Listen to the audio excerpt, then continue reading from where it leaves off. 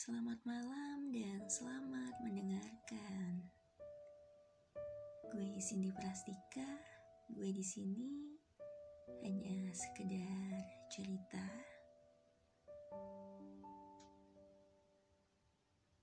Selamat mendengarkan buat kalian yang lagi mendengarkan podcast hari ini. Dan di episode ketiga ini, lo ketemu gue lagi, Cindy Prastika, untuk nemenin tidur panjang lo di malam hari.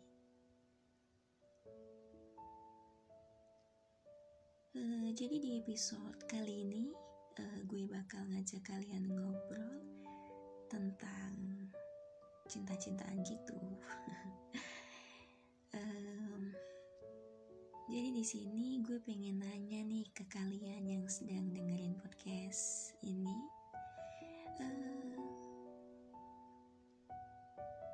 Dari kalian semua yang sekarang lagi patah hati, ada gak? Pasti ada lah ya. 1 atau 2 gitu, atau 10 atau berapa gitu. Jadi di sini gue bakal ngebahas tentang patah hati gitu. Jadi untuk judulnya gue belum tahu karena masih minta masukan dari teman-teman. Karena dari podcast ini gue lagi nyeritain kisah dari teman gue sendiri. Dan untuk itu gue sempat minta pendapat buat judul yang bagus untuk podcast ini gitu. Karena gue barusan nge-share ke story WA, gue buat story isinya tentang patah hati gitu. Poinnya tentang patah hati yang baru menyadari setelah kehilangan seseorang.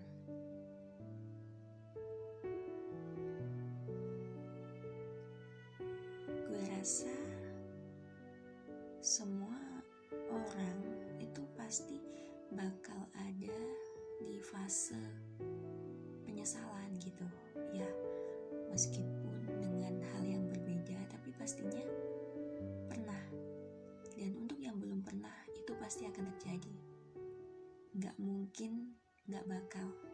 Itu pasti akan terjadi dengan masalah yang berbeda. Sudah dikatakan bahwa penyesalan selalu ada di belakang dan yang di depan itu adalah pendaftaran.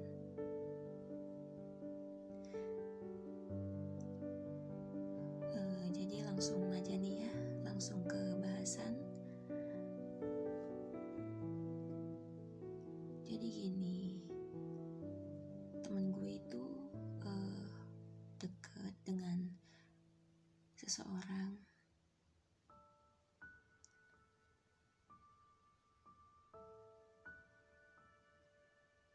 Tapi dia ngerasa bahwa dia belum mempunyai rasa seutuhnya gitu. Jadi kayak ngalir gitu. Yang si cowok itu mungkin ngerasa bahwa dia gak sama sekali dihargai untuk perjuangan dan pengorbanannya untuk mengambil hati si cewek ini gitu. Nah, si cewek ini teman gue. 1, 2, 3, 4, 5 kali itu gak apa-apa lah ya. Kalau misalkan kita memperjuangkan seseorang, itu pasti gak ngitung berapa banyak kali kita berjuang untuk seseorang yang kita sayang gitu. Tapi kalau perjuangan kita gak dihargai atau gak bisa terlihat dari seseorang itu, pasti kita bakal ngerasa kayak percuma gitu. ya bisa dibilang kita bakal ada di titik akan lelah untuk memperjuangkan seseorang yang gimana ya, kita bakal ada di titik fase gimana sih, belibet banget. Maksudnya kita bakal ada di titik lelah untuk memperjuangkan seseorang yang menurut kita nggak dihargai gitu. Batas kesabaran seseorang itu manusia sendiri yang membatasi. Nah, manusia juga sendiri yang membatasi titik lelah tersebut. Kalau dia sudah lelah, dia bakal berhenti. Kalau dia belum lelah, dia akan seberjuang apapun, selelah-lelahnya. Tapi kalau sudah lelah, udah cukup, berhenti gitu. Nah, jadi si cewek ini itu sekarang nyesel karena dulu gak pernah melihat perjuangan si cowok itu, dan dia ngerasa bahwa dia belum menimbulkan rasa suka itu. Tapi setelah dia kehilangan, dia baru menyadari bahwa apa yang dia rasa itu sebenarnya udah timbul. Karena mungkin dia belum bisa mengartikan atau belum bisa mengakui bahwa rasa yang dia rasakan itu rasa yang sebenarnya ada.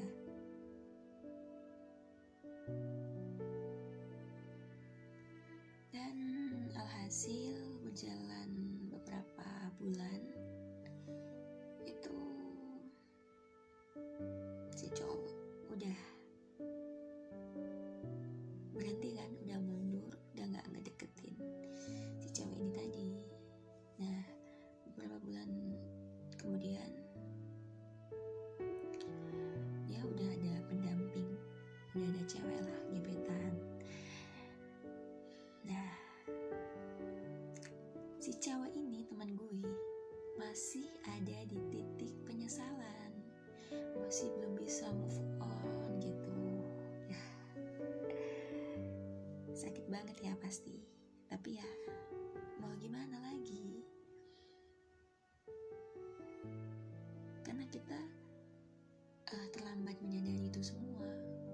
Nah, kalau misalkan si cowok itu belum ada pendamping, mungkin masih bisa diperbaiki dengan si cewek minta maaf lah, atau silaturahmi, memperbaiki semuanya dari awal, pasti bisa. Nah, sedangkan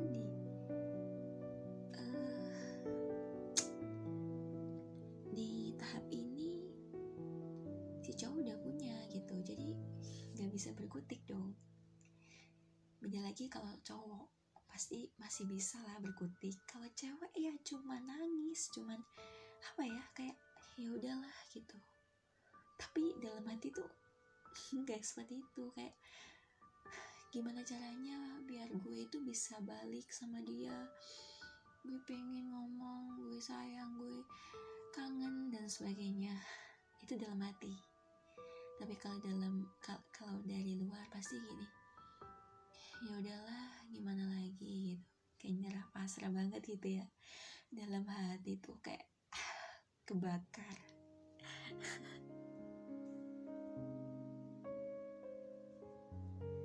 Ya, jadi temen gue ini udah berlarut-larut juga sih, belum bisa move on, dan itu juga gak baik untuk dirinya dan kesehatannya juga, karena itu mempengaruhi. Udah berapa ya, 1 tahun lebih kayaknya. Kalau nggak 1 tahun lebih, itu 1 tahun setengah kayaknya sih. Udah lama sih ya, lama banget itu.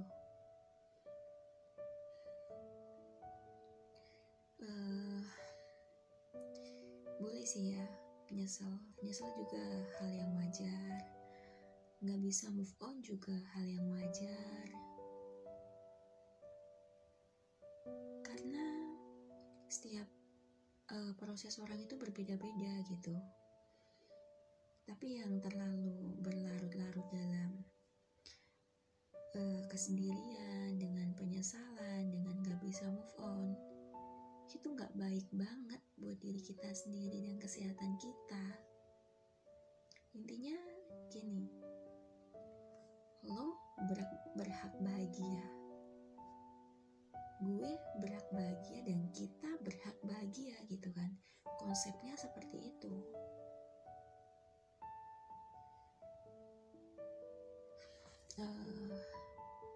Kalau cuman ngomong dan ngutarain tuh emang mudah sih, beda lagi kalau lagi ngejalanin. Ya, gue juga pernah sih ada di fase yang sama seperti itu, tapi udah lalu dan alhamdulillahnya udah bisa melewati semua itu dengan banyak rintangan dan tantangan yang gak ada hentinya, karena mempunyai rasa penyesalan itu. Tapi udahlah ya, udah lama juga, udah berapa tahun udah lalu, udah lupa juga.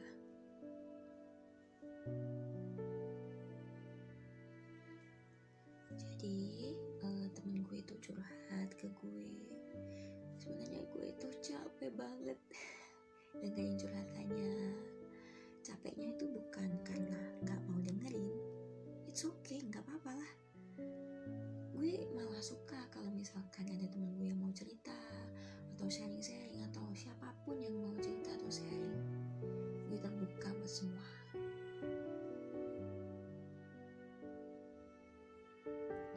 Cuman ya gue cuma ngerasa kayak, aduh, pasti dia mau ngebahas ini lagi gitu. Bukannya gimana-gimana, cuman kayak masalah yang sama gitu kan. Tapi ya emang sih proses orang itu beda-beda. Jadi ya mungkin rasa penyesalan yang terlalu besar dan rasa suka yang baru dia sadari gitu. Gak apa-apa sih, cuman ya jangan sampai terlalu lama gitu. Kasihan diri sendiri, kita berhak kok bahagia. Jadi dia itu tiap malam, tiap mau tidur tuh mesti overthinking gitu, kayak mikirin hal-hal yang seharusnya gak penting dan gak perlu dipikirin. Aduh, parah.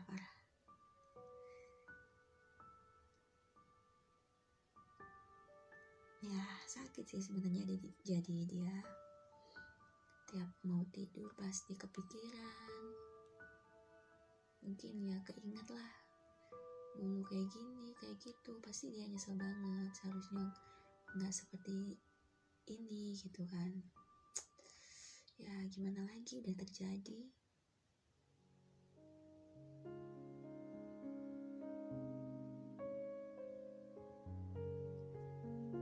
Kalau misalkan masih berjodoh, bisa pasti bersatu. Semua tergantung kehendak Sang Pencipta, Allah Subhanahu wa Ta'ala. Kita serahkan semua kepada Yang Maha Pencipta. Mana yang baik buat kita itu Allah yang tahu. Karena kalau kita minta ini itu belum tentu menurut Allah itu baik buat kita. Jadi Allah lah yang tahu baik untuk kita itu yang seperti apa gitu. Ya bismillah aja lah. Allah pasti akan memberikan yang terbaik buat kita. Amin. Dan ya gue yakin banget dengan semua kesalahan atau penyesalan dalam diri kita itu bisa ngebuat kita lebih tahu, kita lebih ngerti, lebih bisa dan belajar dari kesalahan yang terjadi gitu. Jadi buat semuanya, kalian bisa ambil sisi positifnya dari podcast hari ini. Ambil yang positifnya aja ya, yang negatif dibuang gitu. Semoga bermanfaat buat kalian. Semoga ngebantu ya.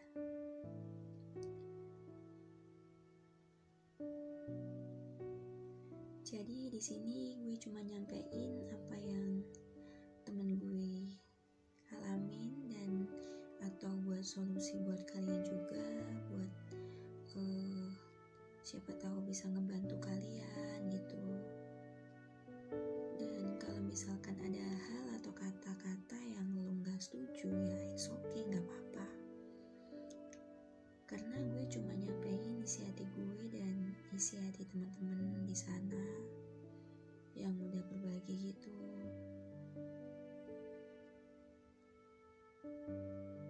Karena gue yakin lo sendiri yang tahu mana baiknya buat diri lo sendiri, mana yang bisa buat lo lebih bahagia.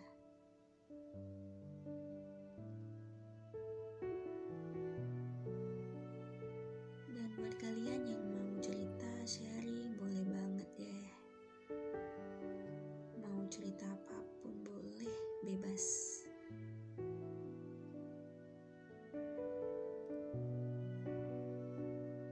Gue Cindy Prastika. Untuk itu, sampai ketemu lagi di episode berikutnya. Good night.